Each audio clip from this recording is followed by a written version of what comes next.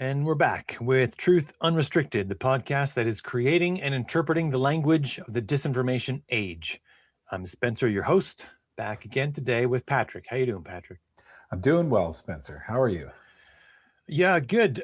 Still hot. Still real hot. Don't want to be trapped in this room. I have. This is kind of like a little mini office, but like I have things in this room that are on the wall, like a bunch of foam stuff to try to make the sound a little better, to try to make it be less. But it feels oppressive now. It feels like it's trapping the heat in somehow, and it's just I'm like, oh, I want to rip that stuff off the wall. I probably won't help either, but the mania sets in, and you just be like, oh, I just need out. It's visually hot. Yeah. It's probably not really changing the temperature at all. It just feels like it's making it worse. And that's It's like insulation in the back of my head somewhere. And yeah. So, it's still hot. That's the weather report. No other housekeeping. So we're going to get right into it. See if we can get it done before I melt. Want to talk today. I want to do an episode about a thing I'm calling the reality movement. So bold of me to say that. The reality movement, as though it already exists, Patrick. Not a reality movement, which might come in 6-packs. Yeah. You might get multiples of it or whatever. No, the one reality movement. All right. To my knowledge, there isn't a reality movement in existence now, but no one knows how movements start. They're kind of like an emergent property. They're just sort of it's hard to say. It's not like QAnon, where there was a poster that put a thing on a thing and it had a timestamp and everyone could tell that was the moment when the first Q drop happened or whatever. It's not like that at all. Other movements are just sort of like people just decide stuff, and then when they decide it is that way, and then it's that way after that point. Like it's just like things have to be a certain temperature. Social for the water to boil. Yeah.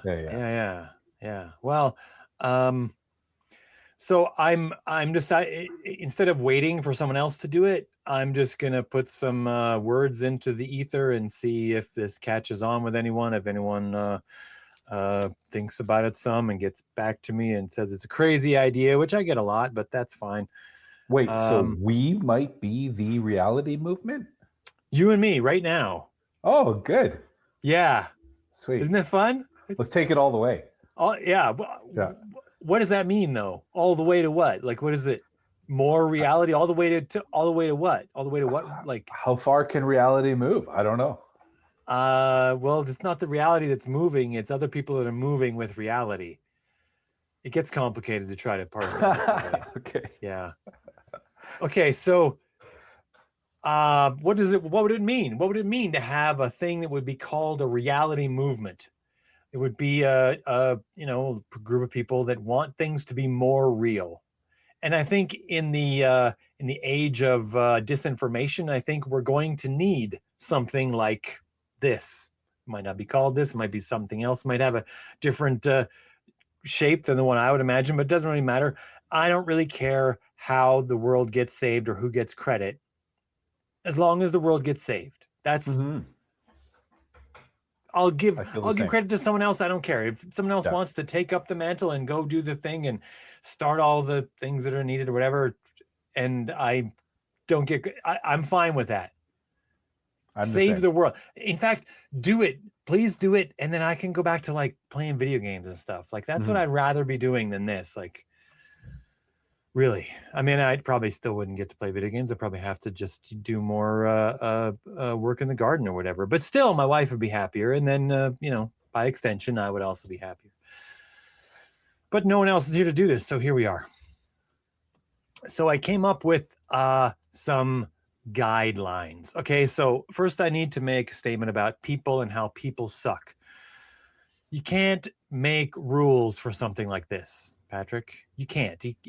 Because as soon as you have rules, someone comes along and takes your rule and tries to make it an absolute thing, like an absolute rule, and treats it like a kindergarten thing, and then it sort of poisons the whole project, right? So these are just guidelines. It's softer. If someone, if there ever comes to be a reality movement, and right now it's just the two of us, and we're gonna try, I think, to follow these rules and rules. Again, I slipped to the right. These guidelines, follow these guidelines, and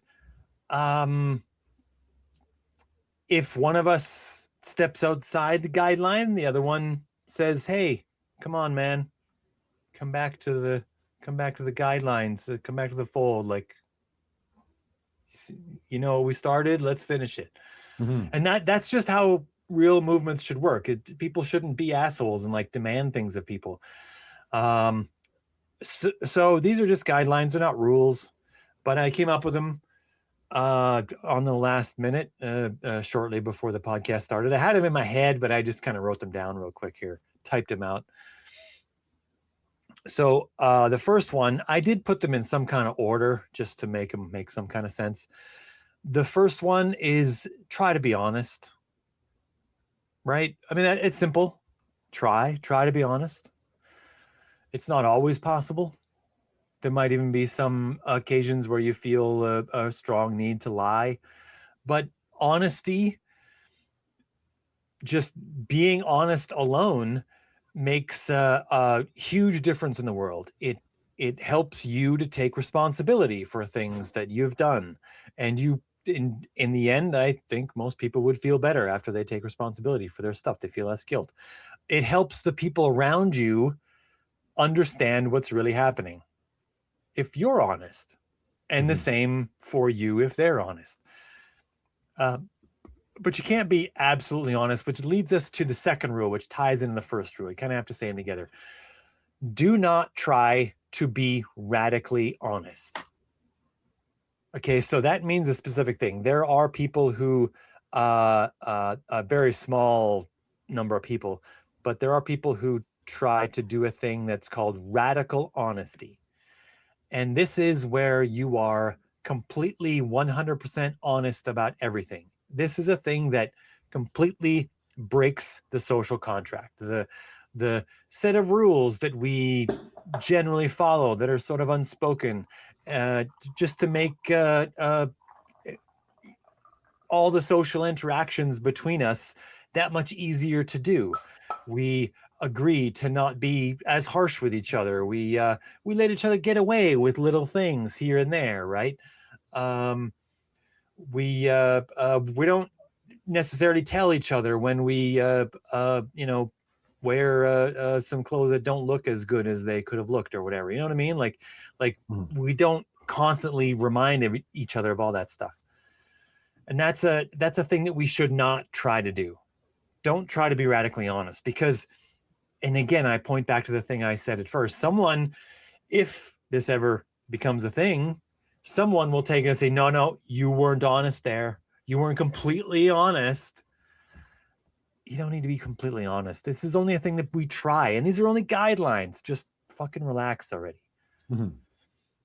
Okay. So any questions on the first two rules? Any comments from you, Patrick? How am I doing so far with my thought about a reality movement based with these first few guidelines? I think it's important to identify the value that comes out of these guidelines. I've seen organizations that required no formal policy to be codified at all, because the values of those organizations were enshrined so succinctly and powerfully that it gave them the ability to say, to assess any sort of behavior or position and say, how is this in light of this organization's values? And then the culture of that organization was strong enough that it would simply eject naturally any members that didn't really belong or didn't share those values. So the first guideline of approaching and valuing honesty, I think it's incredibly meaningful to to be able to articulate that and to be able to communicate the value of that, because when people share the value of that, you get to build things like trust, and trust is like a force multiplier to cooperation. And anytime you're looking at a community of anything, the force multipliers have to be present. Otherwise, why are people going to join a community if it's the same as, if they're just have their own? The other thing is this: the second value about not being radically honest. I think it's the value there is to consider the utility of the honesty. Sometimes honesty will speak to our need to be authentic. Sometimes we don't need to be authentic. Like, we don't need to tell someone they look fat in that dress, or whatever, Yeah. trope you want to summon for those kinds of white lies and whatnot. So, you know, I I think that anytime honesty is simply a weaponized kind of power trip, like, you have to ask yourself, is this honesty useful? Like, if you know it's going to create conflict, is there at least the good faith chance that that conflict is going to lead to a resolution or an outcome that's beneficial for everybody, both the person being honest to and the person who is stating the honesty? That's kind of like my first Okay. thoughts on that. That's really good. I like that bit you said about trust, because all communities are built on a basic substrate of trust. All Mhm. communities everywhere. Um, we don't normally talk about it much, but it's always there. It has to be. If it's not there, that's when the community breaks apart. It's the gravity that pulls communities together, is trust. So I did number these, but I worry right away that by numbering them, they get a bad comparison to other sets of, let's just say, commandments and whatnot that are numbered. Um, um, but I did put them in order, and then I numbered them such. So the third one that I came up with was that claims must come with proof. Mm. Provide receipts for things, as we say online, and maybe try to show how it is that you have come to whatever conclusion that you've come to. Right? Mhm. That's a thing. You can't just walk in and say, "This is this way." Absolutely. You have to say, "I think this is this way because I've seen this, and this leads to this." And Mhm. then in discussion about it, someone else can say, "Okay, but I've seen these other things that maybe refute that, or appear to counter that." And then, like the conclusion you came to, you might have come to because you didn't have all the information. Mhm. And so, in discussion, in attempting to be honest, and then showing the proof of how you come to things, all claims must have proof.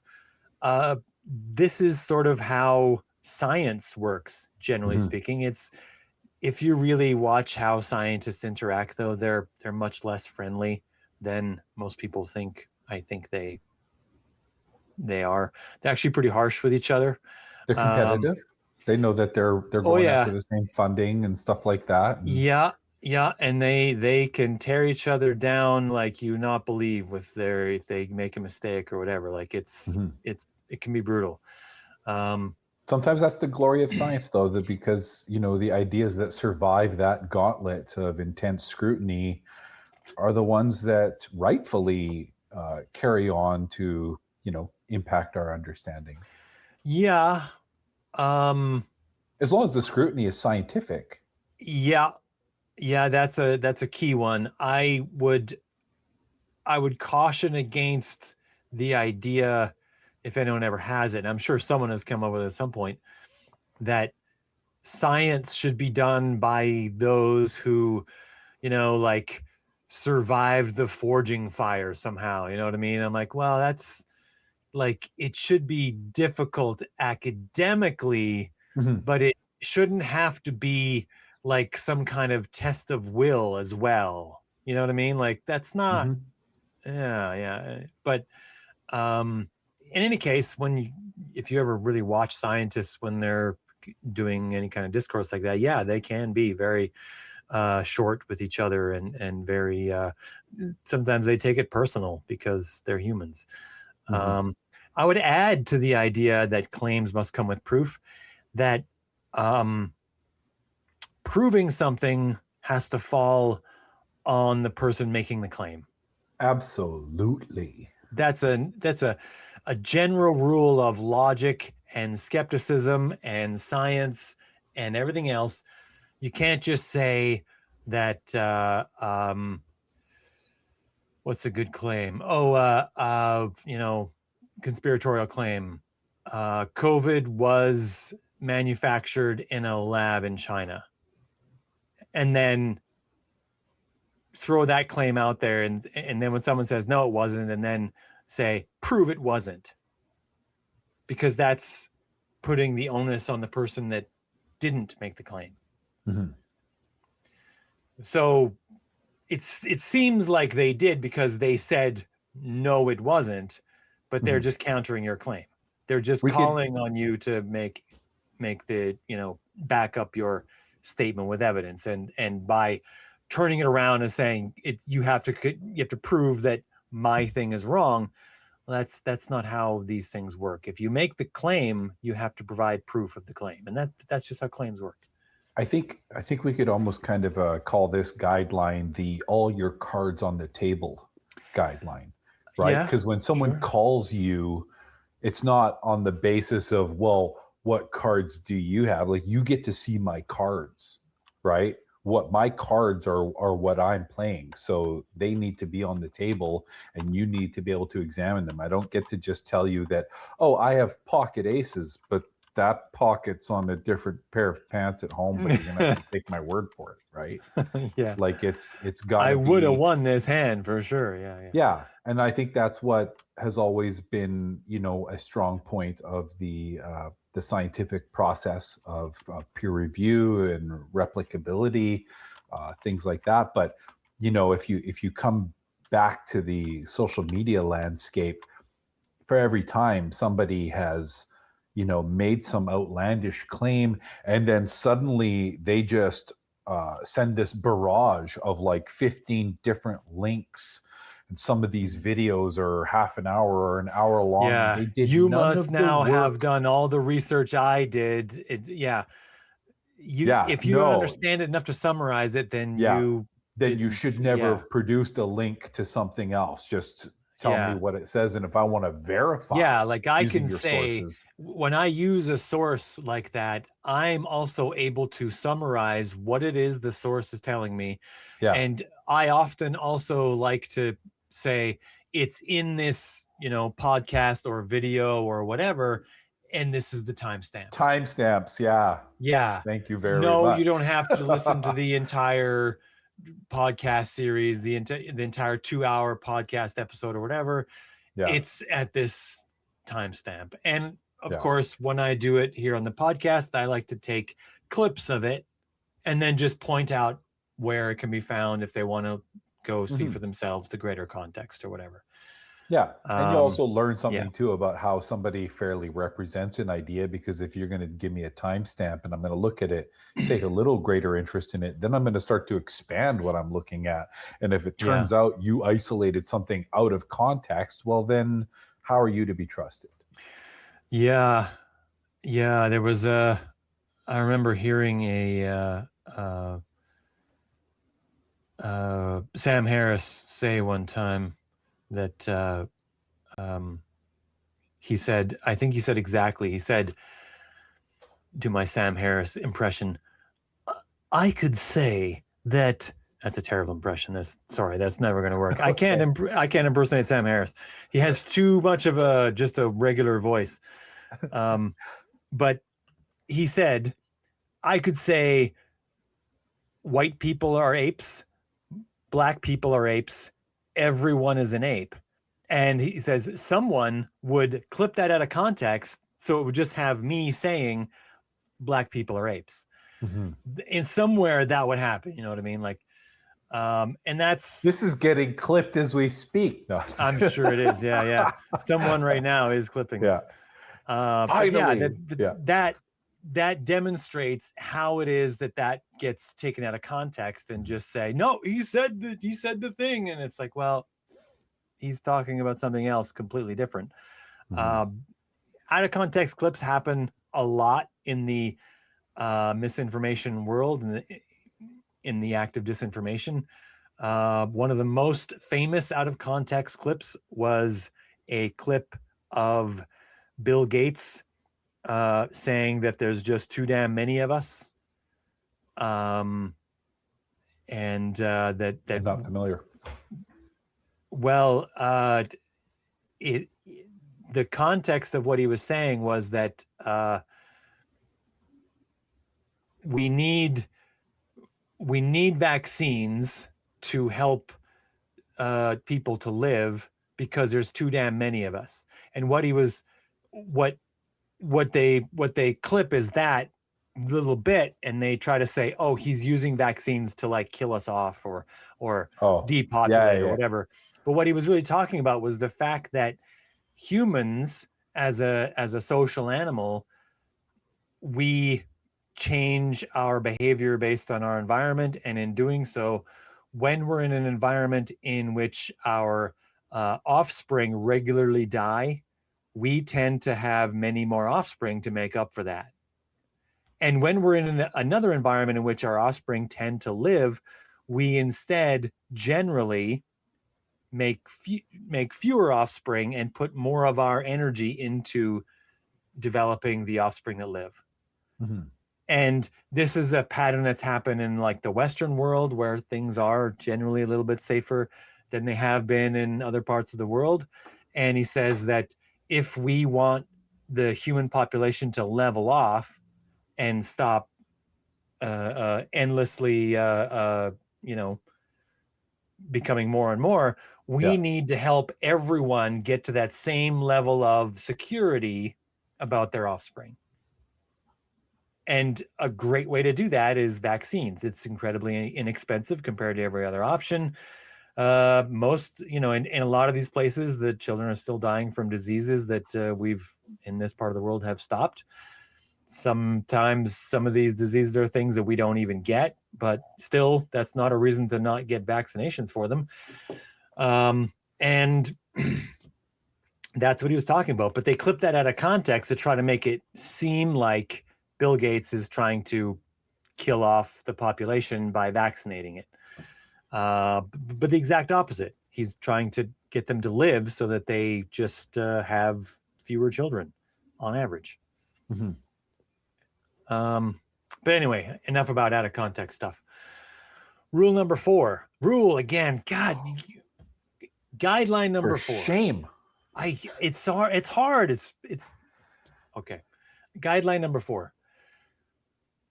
Try to be intellectually humble about the things you know or the things you think you know, because you might be wrong. You always might be wrong.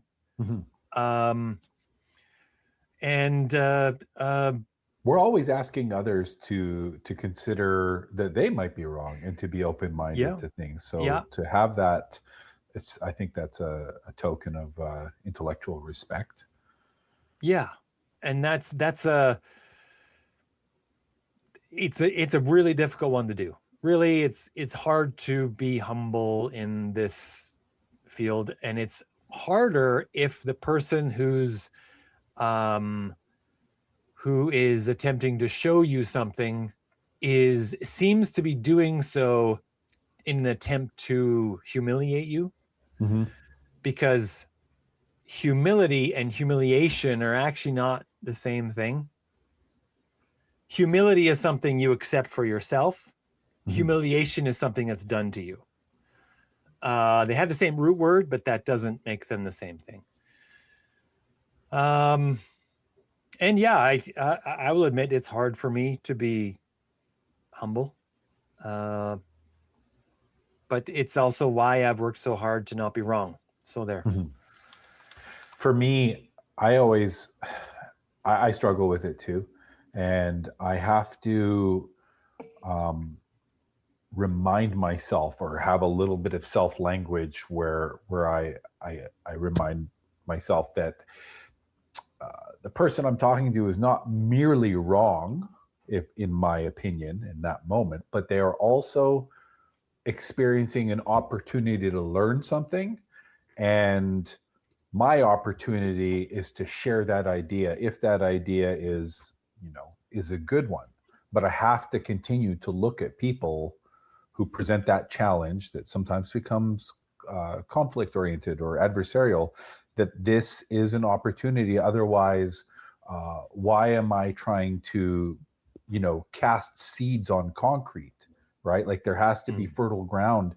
And sometimes that the fertility of the ground actually is the nature of it is determined by my attitude on approaching it. So I do find that, having some sense of that humility, like you say, means that it can improve their reception of the idea, because we all know what it's like to face off against someone who is a smug fuck, right? And they might be right all day long, but we'll never give them the satisfaction of knowing it, and we'll never take the satisfaction of having been able full to. disclosure, I need to admit, there's been a couple times at least where I've been that smug fuck, and I thought you were going to say there's a couple times you thought that about me, but I'm right there with you, right? Like I have been the smug fuck. I need to apologize to people generally at some point, maybe, I don't know, but there's been a couple times, at least a couple, maybe more than a couple,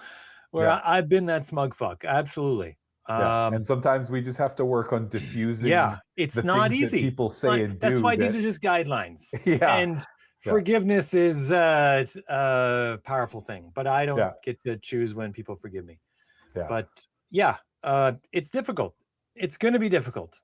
You don't defeat unreality just by, walking on the because field. it can be insulting, and it can kind of be injurious of our pride, in the sense that we're trying to do well when we're trying to have a good faith exchange with someone and we don't see the good faith. And then suddenly we're like, you know what? Maybe this person deserves it, or like whatever the outcome from their deficit. Yeah. So moving on, the fifth guideline, try to avoid conspiratorial thinking when possible. Encourage others to also avoid conspiratorial thinking. So there are some conspiracy beliefs that, in my opinion, have been completely debunked. And I'm just going to list a couple of them here. Generally speaking, all of the sort of like mass shooting and bomb events have been completely debunked as a possibility for being not what they seem. So anything other than acts of terror. This is like the Pulse nightclub shooting and the Boston Marathon bombing and the Sandy Hook shooting and the Vegas shooting. I mean, all these endlessly, we have debunked them. I personally debunked, although I'm not even close to the only one, but I personally debunked the would have been the July, it was the 13th Butler shooting, the man who climbed on the roof of a building at a Trump rally in 2024 and nicked his ear.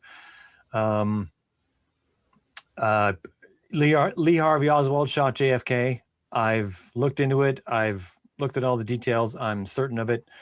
RFK Sr. was killed by Sirhan Sirhan, not by any other means. It was, more or less exactly the way it was said. And Sirhan Sirhan was the shooter. I've looked into that. It's done. It's not, like there isn't there might even be something like a deep state, but they're not doing the things that the conspiracists are claiming the deep state is doing. And they're not nearly as powerful as the people will claim that a deep state is. There might be something where you have like people who do stuff, but they're not nearly as coordinated as you'd need to have them to do this. It's not the thing that it appears to be, or is made out to be. 9/11 and the events surrounding 9/11. 9/11 was not an inside job. It's been so thoroughly gone through. It's while we don't know everything because the government actually hasn't released everything, I think they should, but they haven't. Especially around the parts of the Pentagon, because it was military property and they feel they own that stuff. And okay, but I still think they would be doing the entire world of information space of a great deed by just letting us see it all. But even so, there isn't any reason to think that it was anything other than what it was. All of the questions that I've heard people that were dragging on have been answered. It just wasn't an inside job. So if there's a reality movement, we should, if you're confused about any of them, learn about them and be open, be humble about the possibility that you might have thought they were, but they're actually not. That's part of being humble. Yeah, there's entire podcasts that are dedicated to these sorts of things. And people tend to avoid them if the conclusion that they came to on the podcast is the opposite of the thing they want to believe. That's evidence aversion. That's a thing that I call evidence aversion. And that's not how we come to understand reality. But again, we shouldn't ostracize the people who have ragged ends of these beliefs or aren't completely sure or whatever. This isn't a exclusive club and we're trying to kick out the people who aren't whatever, pure of thought or whatever. We're just trying to help people understand reality. That's the point. We're trying to welcome people who are even interested in the prospect of doing better with our shared understanding of reality. Okay. So the sixth one I came up with was learn about the differences between subjective and objective reality and apply them when choosing media sources and personalities to trust. So it drives me right up the wall when I can point out to someone, I can definitively show how this personality definitively lied about a thing. Like Tucker Carlson's a great example. Tucker Carlson was all the camera footage from all the security cameras in the Capitol building on January 6th were going to be released publicly because of the J6 committee that was looking into everything, and it was going to get released publicly. So 2 weeks before they were released publicly, the Republican Party that was the members of that party that were on the committee, several of them found a way to get that footage into the hands of Tucker Carlson 2 weeks early. And he selectively edited the footage to make to reinforce a narrative that already existed, but was completely false. That narrative was that everyone who entered the building on that day was invited in, and they were they thought they were on a tour of the building. They were just confused about what was happening. They were just tourists. They were, But what after the footage came out, what's that? I said, what the fuck? Yeah, after the footage came out, some people put his footage that he showed on his program with him explaining with a voiceover, him trying to explain what he was interpreting was happening with the actual footage. And it would be the actual footage would start sometimes 10 seconds before the part he clipped, and then it would maybe carry on a few seconds after. So it would show just a little more context, and you could see there was times, there was one, it was in Tucker Carlson's footage, there was a person that went to the front door and opened the front door so that the people could come in. Pretty simple, except that Tucker Carlson's footage lightened the door so you could focus on it, and in doing so, darkened the area around it. And what you didn't see was that there's the door, the main door with the two swinging doors, whatever, and then on the sides of that are like long, tall like windows, and there was people squeezing in through those gaps. But because he had lightened it in his view to focus on the door that's being open, there was like a, I don't know, broom across there or whatever, so it wouldn't open, and they took the broom out of the way and they opened the door. He was sort of obscuring the fact that people were slipping in through the window next to it because it had been broken. And in the footage that was the actual footage, it showed that window being like smashed and the first person going through and running in. And then that was the person who turned around and went back to the door and opened it for everyone else because they were yelling at him, "Hey, open this door." So it completely shattered the illusion that this was that just they were a tourist. invited by staffers. Obviously, it should already have been shattered by everything else that had happened that day. But his footage was, for the people who only watch that, it was having some effect of being, no, this was total garbage. But in the real footage showed side by side, it not only showed what really happened, it also showed definitively how he strategically lied. I mean, he has the real footage, he has all of it, and he clipped it and then highlighted it in such a way that it made it look like it was like, these people are totally innocent. And no, they're totally fucking guilty. But in a world of objective reality matters, that means he is willfully lying to you, and you should not trust him as a source. That's what it means. He should never be trusted as a person to tell you things. Like that should be simple and obvious, but it's not. He's not on a major news channel anymore like Fox, but he still has his little, I think it's even on Twitter. It's like a deal with him and Elon Musk, where he does his little program, and he does things like he went to interview Vladimir Putin, and I would love to show footage of a long time ago. Tucker Carlson was on a CNN program called Crossfire, and in a one of the most watched clips from Crossfire was when him and Paul Begala, the left wing guy on Crossfire, went 2-on-1 against Jon Stewart, and Jon Stewart challenged them, and they were trying to say that when Jon Stewart, when you had John Kerry on your comedy show, you were just sniffing his throne or whatever. You get his nose so far up his butt. You were just asking him softball questions or whatever.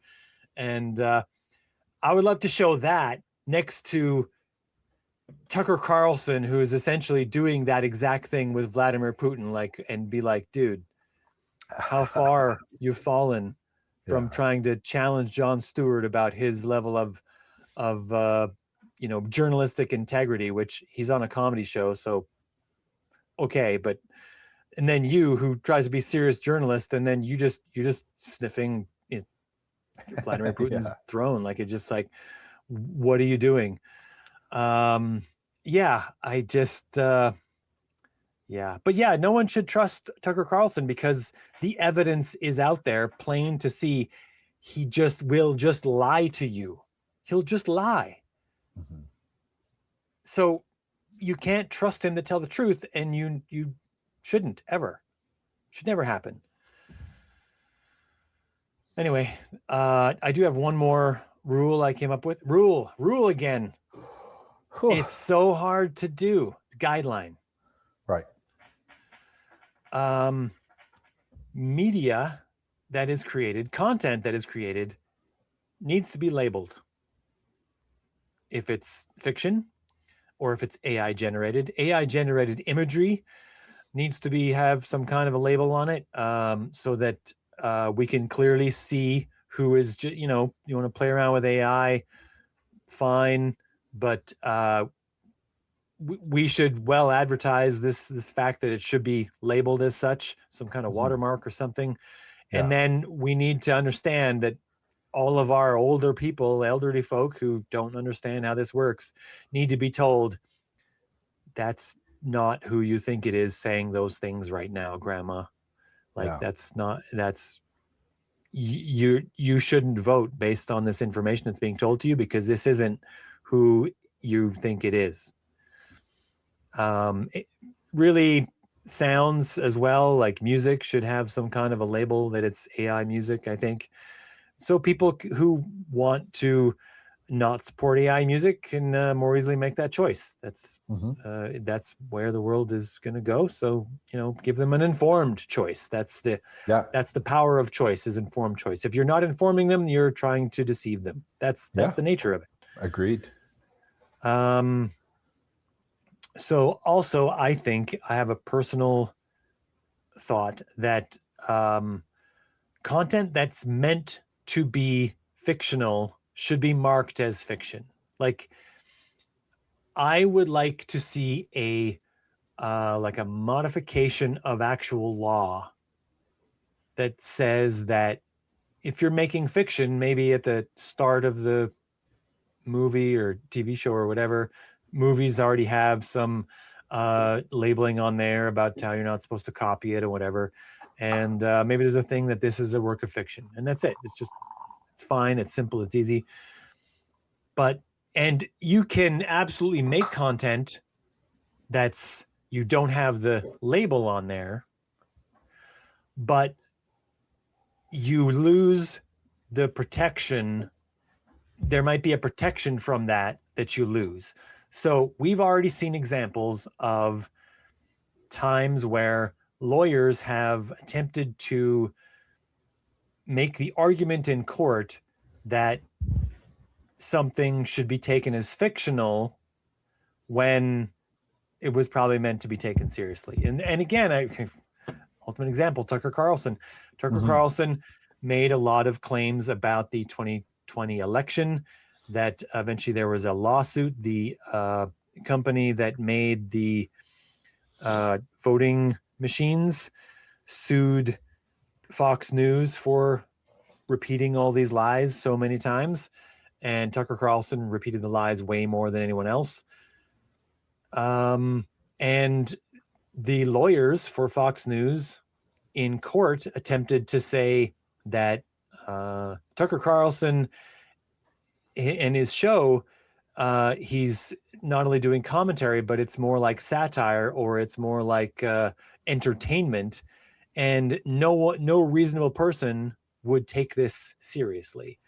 The judge didn't buy it, and they had to settle for something like $850 million, and Tucker Carlson lost his job.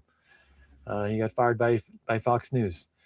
I can't remember. I don't know for sure if the firing of Tucker Carlson was part of the actual settlement, or if it was that Fox News was just so upset about having to pay nearly $1 billion for this that they just fired Tucker Carlson. But anyway, he lost his job at Fox News for that reason. But Fox News didn't seem to care that he was lying until they got sued. So fuck Fox News, you know what I mean? Yeah. Yeah, they had a responsibility. If they're going to be a news organization, they had a responsibility to have actual journalistic standards, and they didn't have them at all. So, or to label their satire as satire when that is supposedly. Yeah, if they're a news organization, they're going to say later they want the protection of saying, oh, well, okay, this guy's going to go on, but his stuff is just fiction. Wink, wink. Like, label that. That's got to have a label. If people are going to confuse that with news because you're called Fox News, then you don't get the protection of being able to say later that no, we flipped the reality on that. That was just fiction. That wasn't really real. That's not the only example of that.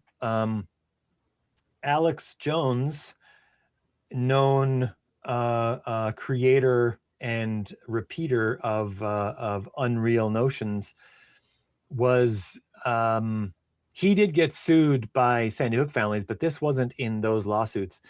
This was in a custody battle that he was having with his ex-wife. I think she wanted to have full access to the kids or something, and he didn't want that. He wanted more access to his children, and her lawyer made the case that he's kind of a lunatic when he goes on his program every day for 3 hours a day. And maybe that's not an environment that's safe for children. And then Alex Jones's lawyer said, oh, well, that's just entertainment. Alex Jones isn't really that. That's just a character he plays.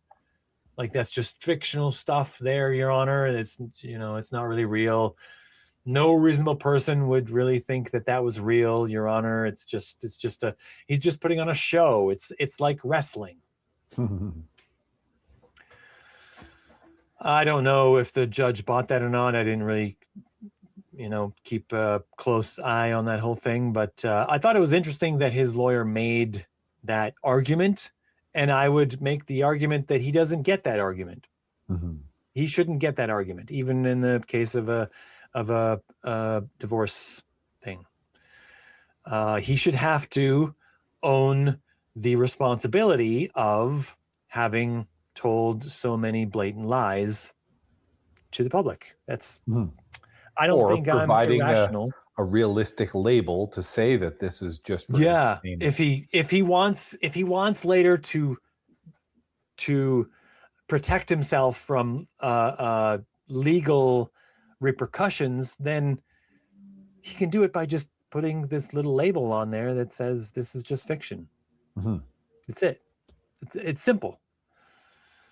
And I think that once there is more repercussions for lying, you will find people not doing it as much. Right now, there's almost no repercussion for lying. Yeah. Very little. True that. So anyway, that's all I have. Just these 7 guidelines. I might add to them later. I might expand them. I don't know. So maybe the real movement will only ever be me and you, Patrick. I don't know. Yeah. So are we going to then find times that we reference these guidelines? You said like this is something that we can kind of use to maybe call each other back to that. Yeah. If I'm straying from these guidelines, reel me in. Say, hey man, try that humility thing that you talked about once upon a time, right? That's probably going to be, honestly, that's probably going to be the one. Less smug, more fuck. That could be a campaign slogan. weird messaging, but you know what? There's a lot of campaign slogans out there. Okay, sure. Yeah. Yeah. So that's it. Is there any other thing you want to add? No, this is good. It's always good to talk about how we establish these commonalities or the common ground. Yeah, if I had my way, I would encourage people to be advocates for reality. And that's what I would say. Be an advocate for reality. That's it. You don't have to show up at a meeting. There's no attendance. There's no we're not gonna sit around in a circle facing each other in chairs in the basement of a church or anything like that.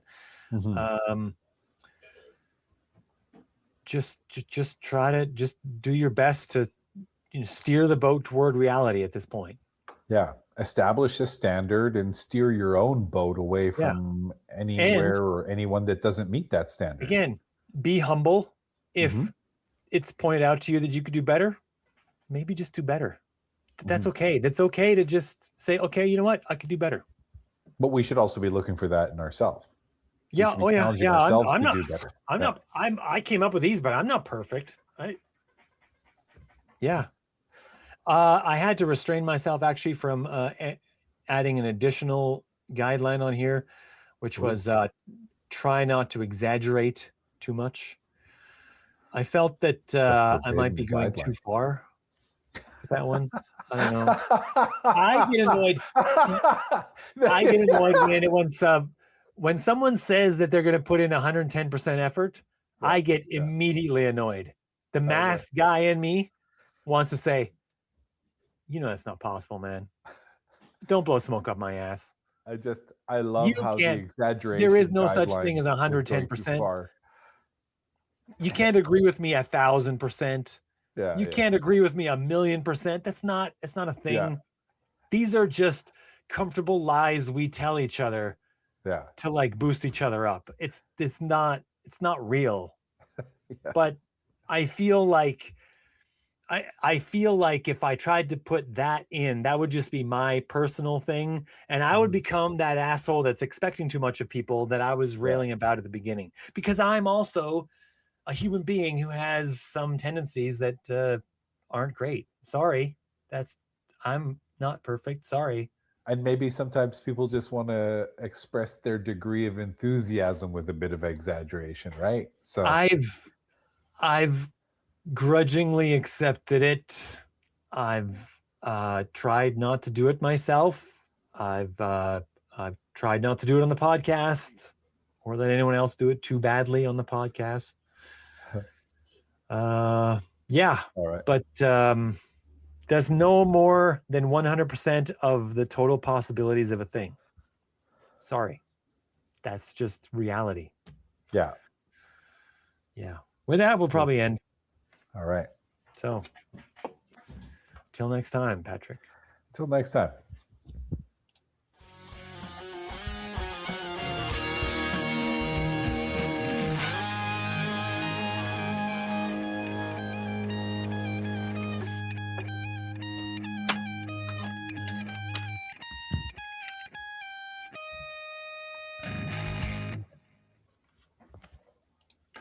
Don't forget to like this video and subscribe to this channel to get more content like this.